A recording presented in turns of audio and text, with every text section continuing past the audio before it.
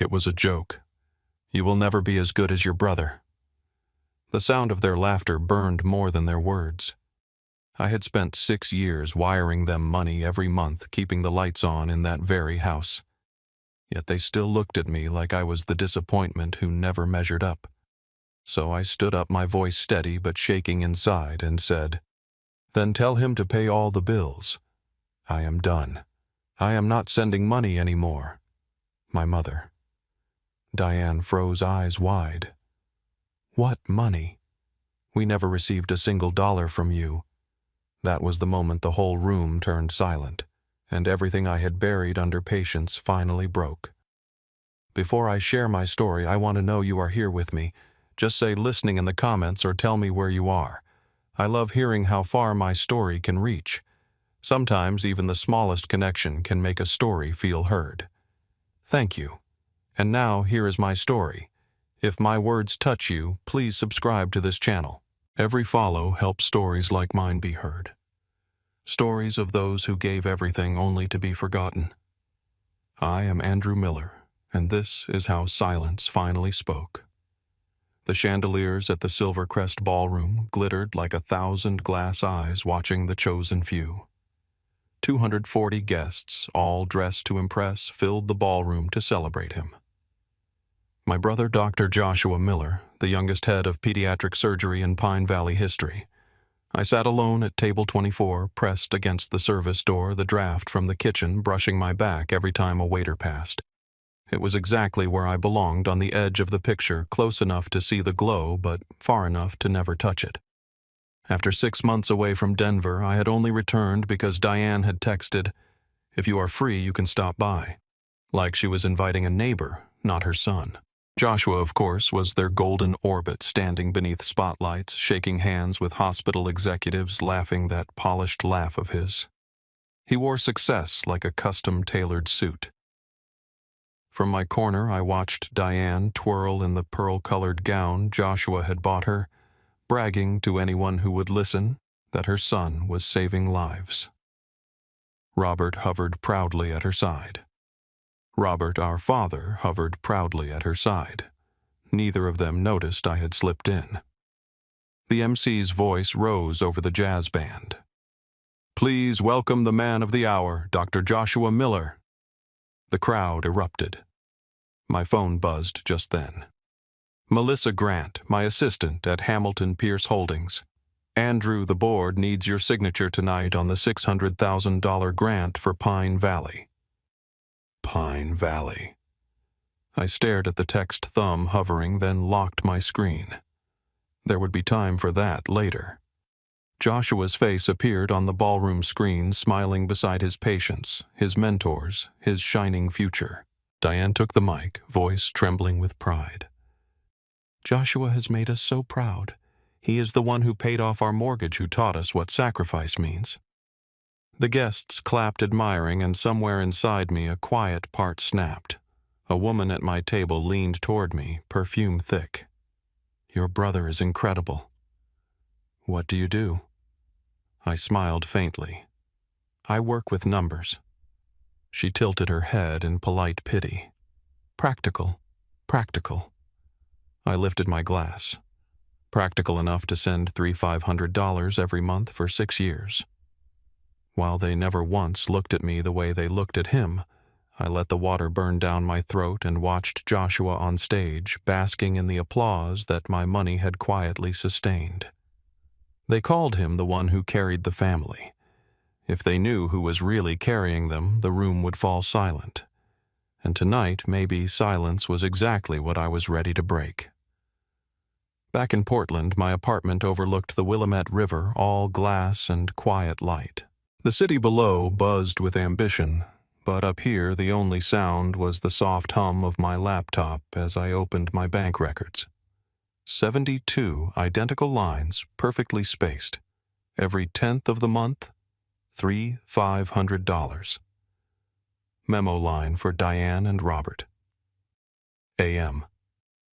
6 years ago, when Robert's early retirement drained their savings and Diane's art gallery folded, I started sending money. It was not charity. It was obligation disguised as love. Joshua had offered to manage their account, so I wired everything through him. I never told a soul. I remember hearing Diane's voice one Sunday on speakerphone, all bright and proud. Joshua paid for your father's meds this month, and he is sending us to Laguna Beach. I had smiled, forcing warmth into my tone. That is wonderful. I did not tell her that Laguna Beach trip had cost me my own vacation, or that her kitchen renovation was my entire year-end bonus. A month later, Melissa noticed the outgoing transfers. You never talk about your family, Andrew. Why send so much? I answered without looking up. Because if I do not, they will lose their home. And because sometimes giving is the only way to stay their son, even if it is invisible. At first, it felt enough just knowing they were safe. But invisibility has a way of turning from peace into poison. Each time Diane praised Joshua for being so responsible, each time Robert toasted him for being the rock of this family, the bitterness grew a little sharper. Then, one ordinary morning in the Hamilton Pierce office, I was reviewing the quarterly grant proposals when a name caught my eye.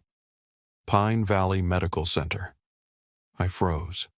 It was the same hospital Joshua worked for. I signed the preliminary review, assuming coincidence. 2 hours later, HR sent a confirmation email.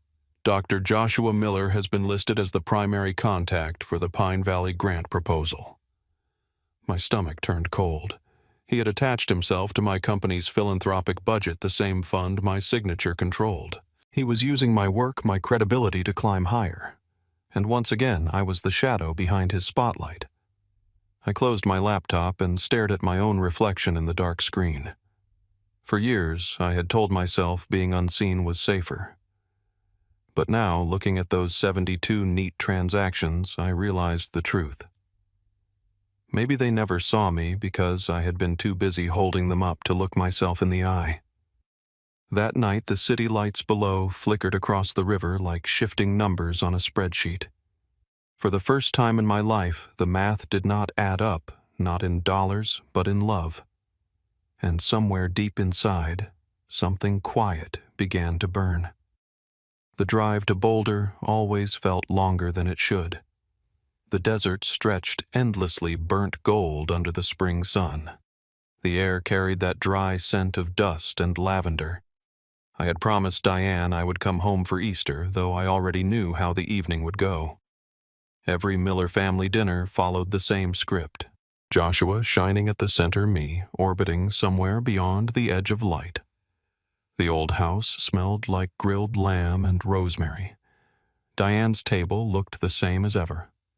China plates polished silver, and the same crystal glasses I had bought her years ago but never got credit for. Joshua stood by the patio doors talking about his new program at Pine Valley. We are expanding the pediatric wing, he said, voice full of charm. I secured the funding through a few connections. Robert lifted his glass. We are so proud, son. You have done more for this family than anyone. Paying off that loan, helping your mother after the gallery closed. You have really held us together. Then he looked at me, his tone turning lighter as if to soften the contrast. And you, Andrew, how is work still keeping busy? I manage my finances carefully. That's why I could support them quietly for so many years. Busy enough, I said. Still sending money every month. The table erupted in polite laughter, assuming I was joking. Diane waved a hand. Joshua, do not forget to pay the water bill this week. You have always been the responsible one, not like your brother, always lost in his spreadsheets. I felt the fork tighten between my fingers. Melissa sat beside me, invited out of courtesy. She shot me a glance, half pity, half anger, and slipped her hand briefly over mine under the table. I did not move. I had spent a lifetime swallowing moments like this. After dinner, the sky turned copper. The others drifted inside for dessert, and Joshua and I ended up alone on the porch. He leaned against the railing, wine glass in hand, eyes on the horizon. You do not need to keep trying to prove yourself, he said casually. Diane and Robert just need something to be proud of. You know how they are. I looked at him, calm but tired. "They do not need pride, Joshua. They need truth." He chuckled low and easy. "Truth does not make them happy." "Maybe not," I said, "but it will find them eventually." For a moment he studied me, the smile faltering just slightly. Then he turned back toward the glowing windows. "You always did take things too personally." When I returned to Portland that night, a letter waited on my desk. An official thank you from Pine Valley Hospital addressed to Hamilton Pierce Holdings, signed Dr. Joshua Miller on behalf of Andrew Miller. My chest went cold. I read the line twice, then a third time, until the words blurred. He had not just borrowed my name this time. He had made it his own. That was the night I decided silence was over. The Silver Crest Ballroom looked almost unreal that night. Gold light spilling from chandeliers, violins weaving through the hum of voices, glasses chiming like distant bells. I was back at table 24 beside the service door. Same as before. The irony was not lost on me. Every waiter who brushed past felt like a reminder of where I stood in this family. Close enough to serve, never enough to matter. The MC's voice carried through the ballroom. "Ladies and gentlemen, please welcome Dr. Joshua Miller." A spotlight followed him to the stage, his smile crisp, confident. On the giant screens, images flashed. Joshua in scrubs. Joshua shaking hands with administrators. Joshua standing between Diane and Robert at Christmas. I stared at that last one. I remembered taking the picture. Of course I was not in it. Diane joined him at the microphone, radiant in her pearl suit. "Joshua has been our blessing," she said proudly. "He paid for his father's medical treatments, helped us renovate our home, and sent us on that wonderful trip to Laguna Beach. He is the reason we can breathe easy." The crowd applauded at my table. Someone whispered, "It must feel amazing to have a son like that." Another woman nodded. "Some families are just blessed." Robert laughed across the room, loud and proud. "We are lucky to have a son who knows how to take care of his family, not like those who just count money all day." I set my glass down, the sound sharp against the linen. Then I stood. My voice came out steady, even though my heart hammered hard enough to shake it apart. "Then tell him to pay all the bills," I said, "because I am done. I am not sending money anymore." The room went still, every head turned. Diane blinked, her smile fading. "What are you talking about?" she said, trying to laugh it off. "What money?" "The $3,500 I have sent every month for 6 years, I said. "The mortgage payments, the medical bills, the kitchen renovation, you name it." Joshua always told Diane the bills were paid, so my support remained invisible. I pulled out my phone and held the screen toward them. 72 transfers. Each memo said, "For Diane and Robert A.M." For a second, no one breathed. Then Diane stammered, "There must be some mistake. Joshua always told us he made those transfers." "Check your account," I said quietly. She hesitated, then pulled out her phone. Her face drained of color.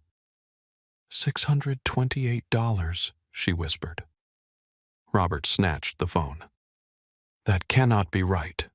He scrolled furiously, his eyes widening as the list of outgoing transactions appeared, each one directed to an account labeled Miller Private Investment. Joshua's smile tightened. "That is an investment fund. I was growing the money for them." "How much did you lose growing it?" I asked. He did not answer. His hand clenched around the microphone he had been holding. Somewhere near the stage, I felt my phone buzz a message from Melissa. "The hospital board is here tonight. They just congratulated Joshua for securing the Hamilton Pierce grant." Of course they did. The very grant I had been asked to approve. Diane tried to recover her voice, trembling. "Andrew, maybe we should talk about this privately." "No," I said. "Not this time." The silence pressed heavier than the air itself. Robert looked at Joshua, confusion turning to something closer to fear. "Joshua, what is going on?" Joshua lifted his chin, voice smooth again. "It is a misunderstanding. I will explain everything later." I took a slow breath and looked straight at him. "No, you will explain it now in front of them. You have been stealing the money I sent for them, and you have been using my company's name to boost your own career. Tell me, brother, how much more of my life do you plan to borrow before you finally stand on your own?" He opened his mouth, but nothing came out. I stayed standing, eyes fixed on him, the air in the ballroom frozen around us. The same spotlights that once crowned him now made his face look washed out, smaller somehow. I could almost feel the entire room holding its breath, waiting for what came next. I sat back down slowly, every muscle trembling with quiet control. He was standing on the peak tonight, I thought, but soon they will all see whose shoulders built the ground beneath him. The ballroom had become a hive of whispers. People craned their necks trying to catch every word between me and Joshua. The band had stopped playing. Even the waiters stood frozen near the walls, unsure whether to move or listen. The perfect celebration was unraveling, and Joshua's polished smile was starting to crack. I stepped closer to the stage, feeling every eye in the room on me. "You said you invested the money for them," I said. "Then why are the transfers going from their joint account to your personal one?" Joshua gave a strained laugh, the kind meant to calm an audience. "Andrew, this is not the time or place. You are making a scene over a private misunderstanding." I raised my phone. "Should I project the bank records onto the screen so everyone can see? Would that make it clearer?" Gasps rippled through the crowd.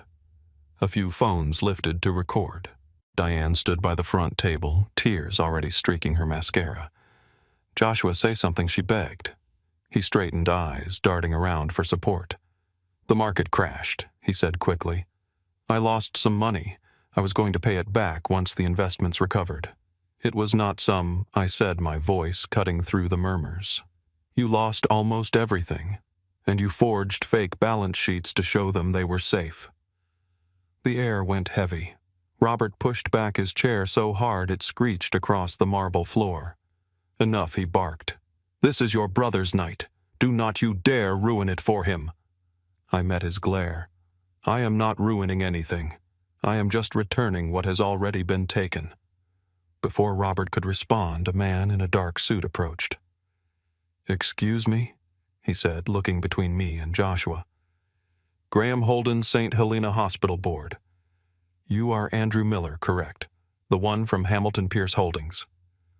I nodded once. "Then perhaps you can clarify something." He continued, his voice careful but firm. "Dr. Joshua Miller told the board that your company had approved a $600,000 grant for Pine Valley. Is that correct?" Joshua's jaw tensed. "That grant, I said, has not been approved. And for the record, I am the only person authorized to sign it." The reaction was instant. The crowd stirred, voices overlapping in disbelief. Joshua's confident facade slipped completely, his face drained of color. Another voice joined in, Dr. Sarah Dalton, the hospital's director. She rose from the front row, her expression unreadable. "Mr. Miller," she said to me, "you are confirming that the grant mentioned by Dr. Joshua Miller was never authorized by Hamilton Pierce." "That is right," I said. "If you were promised that money, you have been misled." The murmuring became a low roar. Joshua's voice suddenly shot over it. "He is lying. He is jealous because I made something of myself while he hides behind numbers and titles." I walked forward until I stood at the foot of the stage just below him. "You want to talk titles?" I said, raising my phone to the microphone. "I am the CFO of Hamilton Pierce, the same company you have been using to impress this hospital. And if anyone here doubts me, I can call the CEO right now to confirm it." A hush spread like a wave. Joshua froze. Dr. Sarah Dalton's eyes shifted to me, waiting. Diane's sobbing filled the silence. I looked at Joshua one last time. "You always wanted to stand in the spotlight. I said quietly. Well, here it is. Let us see what it looks like when the light hits the truth. My phone buzzed again, Melissa's message lighting up the screen. Evelyn Parker is ready for your call. The decision is yours. I lifted my head, feeling the weight of every stare in the room. You wanted to be seen, Joshua, I said. Now everyone is watching. The ballroom was silent, except for the faint hum of air conditioning and the camera equipment still rolling for the hospital's live stream. 240 faces, pale under the chandelier light, waited for what would happen next. I unlocked my phone and pressed the speaker icon. Evelyn, I said evenly, I am in Denver. There are some people here who need clarification about the Pine Valley grant. Through the speakers, her voice came clear and steady from Portland. Andrew, I am in the boardroom. How many people are listening? About 240, I said. A long pause. Then, all right, go ahead. Every sound in the room seemed to vanish. I spoke slowly. Can you confirm who has final approval authority for all Hamilton Pierce charitable grants? You do, Evelyn said. Andrew Miller, CFO. Why? The silence that followed was not empty. It was electric. I met Joshua's eyes as her words echoed through the speakers. Because my brother, I said, told this hospital he had already secured that funding. He lied. And effective immediately, Hamilton Pierce is withdrawing its offer. Joshua's voice broke through the stillness, desperate. Andrew, do not do this. You are not just punishing me, you are punishing the entire program. Those scholarships, they are losing funding. Because you lied, I said. Not because I told the truth. He shook his head violently. You cannot destroy everything I built. I am not destroying it, I said. I am rebuilding it somewhere it belongs. I turned toward the crowd. Hamilton Pierce will redirect the $600,000 to a new initiative, the Miller Scholarship for Financial Integrity. Full scholarships for accounting students who come from families that overlooked them just like mine did. Graham Holden whispered almost to himself. He just canceled $600,000 in front of everyone, someone whispered from the front. Diane's voice cracked through the tension. Andrew, stop this. You are tearing this family apart. I faced her, my chest tight but steady. No, Diane. This family started breaking the moment you chose to believe a lie over your own son. Behind her, Dr. Sarah Dalton stood and addressed the room. Effective immediately. Dr. Joshua Miller is suspended pending investigation into his conduct with the hospital board. Her tone was calm, almost cold. We take integrity very seriously at Pine Valley. Joshua's shoulders slumped as if something inside him had finally given way. He looked smaller than I had ever seen him. Robert's face was red, trembling with rage. You did this for revenge, did you not? To prove you are better than him. I looked at him for a long moment. No, I said softly. I did it so I could stop buying your love. I did it so I could finally breathe. The cameras were still rolling. The entire room seemed to exhale at once, as if they had all been holding the same breath. Joshua dropped to his knees beside Diane, who reached for him with shaking hands. I turned toward the exit. From somewhere near the back, a single clap broke the silence. Slow, deliberate. I turned just enough to see Melissa standing there, her eyes bright but unreadable. I did not smile. I just let out a quiet breath, heavy and clean. For years, I had thought justice was something distant, complicated, reserved for people with power. But that night I realized it could be something much smaller. A voice that finally refused to stay quiet, a phone call that ended a lifetime of silence. And as I walked out of that ballroom, leaving behind the echo of shattered applause, I understood what freedom really sounded like. It was not loud. It was the sound of finally being heard. The ballroom had not emptied yet. The chandeliers still glowed, but the air was heavy tense, as if everyone was afraid to breathe too loudly. The music had stopped long ago, replaced by the slow hum of whispers. Joshua stood a few steps away from me, pale under the lights. His tuxedo looked too tight around the neck, his eyes darting like someone searching for a way out. He finally spoke, his voice shaking. "You just destroyed me. Do you even realize what you have done? My career, my reputation, everything I worked for." I looked at him steadily. "You destroyed yourself, Joshua. I just took off the mask." Robert stormed forward, his face red, his hand slamming against the table so hard the glasses rattled. "Enough. You have humiliated this family in front of everyone. We will never forgive you." Robert's voice thundered. Diane's mascara streaked down her cheeks. "You turned your brother's celebration into a nightmare just to make yourself feel important." My voice stayed calm, though every word scraped raw. "No, Diane. I did it because I was done being invisible. If I did not speak tonight, none of you ever would have heard me." Robert shouted louder, the echo bouncing against the high ceilings. "You are nothing but a cold accountant. You think numbers make you valuable."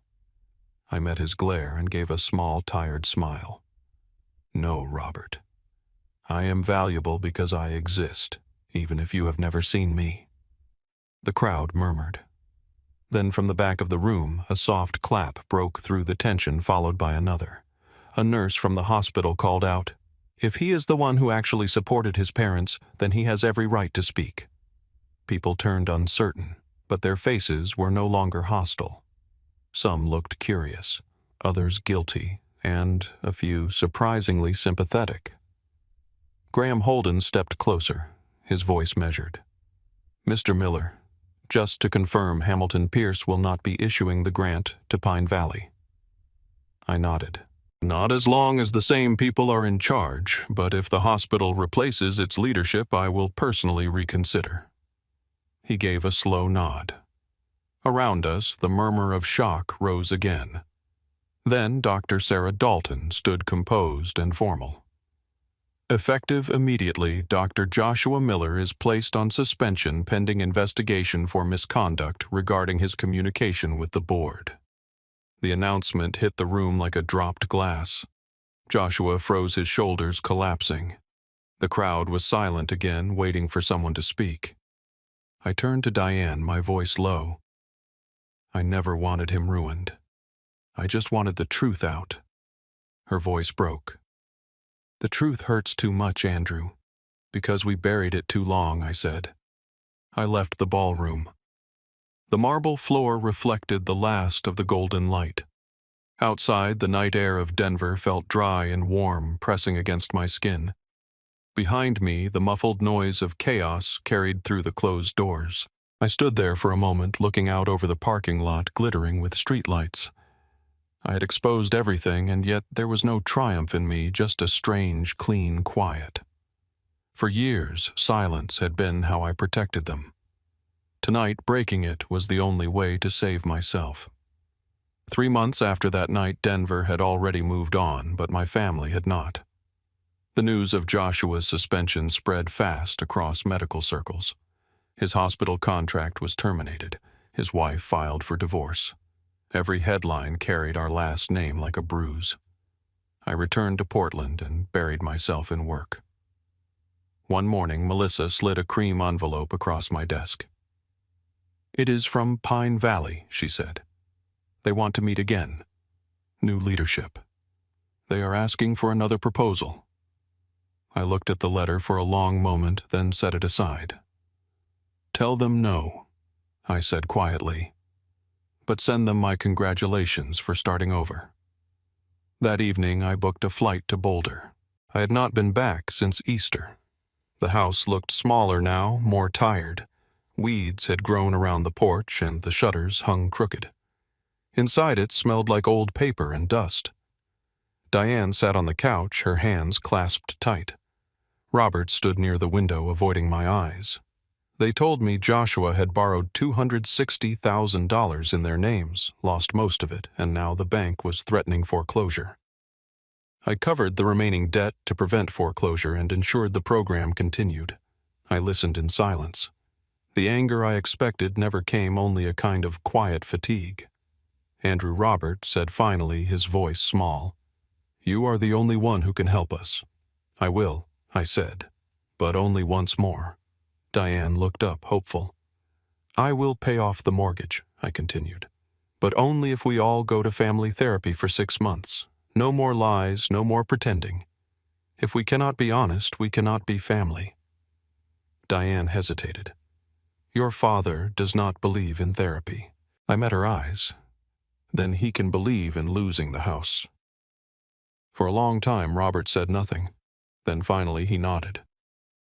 "6 months," he muttered. "I will go."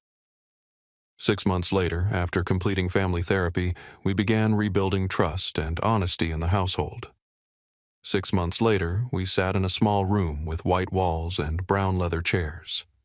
The therapist asked gently, "When you say Joshua was successful, what does that make Andrew?" The question hung there. Robert looked at his hands. Diane swallowed hard before whispering, "It makes him the one we owe everything to." I turned to them. "You do not owe me. Just see me." Diane reached for my hand, tears sliding down her cheeks. For the first time, it did not feel like pity. It felt like understanding. A year later, I stood on a stage in Portland facing a crowd of students and donors. A banner hung behind me. Miller Foundation for Financial Integrity. Launch Gala. 100 scholarships awarded to kids who thought no one noticed them. In the front row, Diane and Robert sat side by side, quiet but proud. I spoke into the microphone.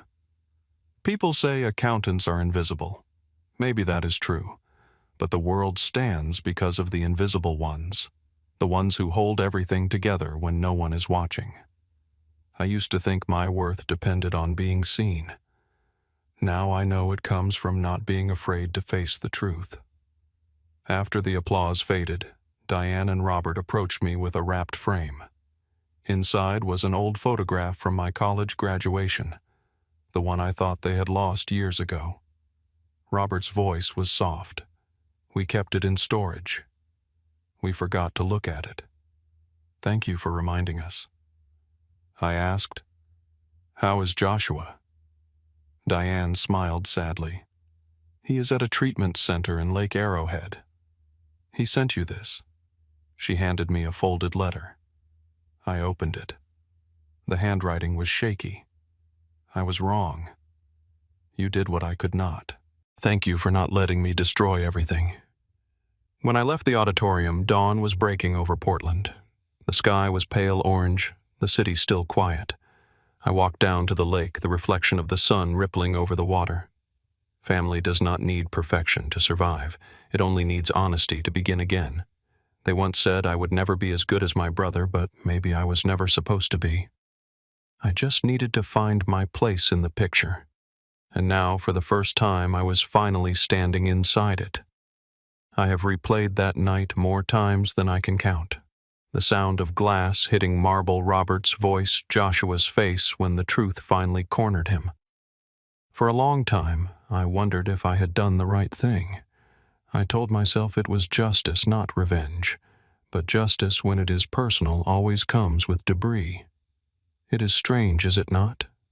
We grow up believing family is unconditional, that no matter what happens, blood will hold. But the truth is, family can wound you in ways strangers never could. It is the people closest to you who learn exactly where to press when they want you small. And the hardest part is not the betrayal. It is realizing how easily you accepted it just to keep the peace. For years I lived like a ghost in my own family. I sent money. I showed up when they asked. I smiled at their pride in someone else's achievements. I thought that if I kept giving, maybe I would earn a place in their story. But love, built on silence, is just debt wearing a different face. And sooner or later, every debt comes due. The night at the Silvercrest Ballroom was not about money or ego. It was about choosing truth over approval. It was about saying, I exist even when everyone preferred I did not. That is not heroism. It is survival. When you spend your life being invisible, the act of standing up for yourself feels violent. It feels selfish. It feels wrong. But it is the only way to become real again. I learned that truth does not destroy families. Lies do. Truth only removes the mask that makes us comfortable with pretending. Robert used to tell me that being successful meant keeping quiet, not stirring trouble. But I think real success is being able to face the mirror after everyone else turns away. We live in a world obsessed with appearances, the right job title, the perfect child, the spotless home, the curated happiness we post online. But perfection is just performance. It is the mask we wear to avoid being judged, even when it costs us our own reflection. The real work is learning to live without the mask, to say, "This is me," and mean it. Sometimes that means walking away from the people you love most. Sometimes it means loving them from a distance until they learn how to love you back without conditions. Forgiveness is not the same as forgetting. It is choosing peace over resentment, not blindness over truth. When I went back to Boulder, I did not want revenge. I wanted closure. I wanted to stand in the same house where I used to feel small and finally take a full breath. And when Diane and Robert agreed to therapy, I realized something important. Change does not start with apologies. It starts with willingness. They did not suddenly become different people. They just stopped running from who they were. And that was enough. Maybe every family has its own quiet accountant, the one who keeps track of every sacrifice, every unspoken thank you, every debt no one else remembers. And maybe one day that person will finally close the ledger, not out of anger, but out of love for themselves. That is what I did. I closed the book. What I hope people take from my story is not pity, it is perspective. You do not have to keep paying for a seat at a table where you are not seen. You do not have to prove your worth to people who have already decided not to look. Love that demands silence is not love. It is control. And silence that costs your peace is just another kind of loss. If you have ever been the quiet one, the overlooked one, the one holding everything together while everyone else gets the applause, I see you. You are not invisible. You are the reason the world keeps functioning. But even the strongest foundations need rest. Even the ones who hold others up deserve to be held. When you finally decide to stop being invisible, it will not feel glorious at first. It will feel lonely. It will feel like you have broken something sacred. But give it time, because what you are really doing is clearing space for truth, for growth, for people who will love you for real, not for what you provide. Standing in that ballroom, I thought I had lost everything. But looking back now, I see that it was the first night I ever had something of my own. My voice, my truth, my name. I am not the perfect son. I am not the success story they wanted. But I am the one who learned that being seen is not about being celebrated.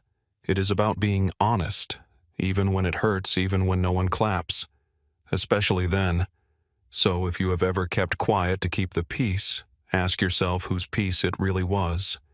And was it worth the cost of your own? Because the moment you decide to speak up, no matter how softly the world around you begins to rearrange itself. Some people will leave, some will stay, but you will finally be standing in a place that feels like yours.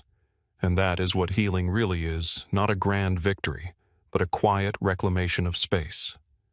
Maybe that is what family should mean. Not perfection, not performance, just truth, even when it trembles.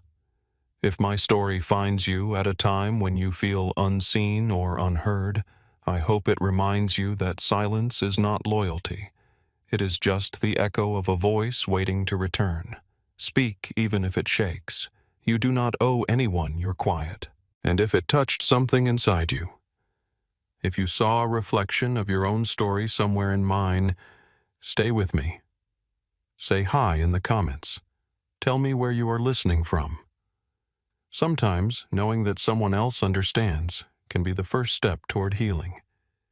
And if you want more stories like this, real stories about people who have lost, fought, and found their way back, hit subscribe. Every time you do it tells the world that stories like ours matter, that honesty still matters, that invisible people deserve to be seen. Thank you for being here, for listening all the way through, for letting me be heard. I am Andrew Miller, and this was my story. And maybe that is what life is really about. Not the applause, not the approval, but the quiet courage to stand where you once disappeared and say, I am still here.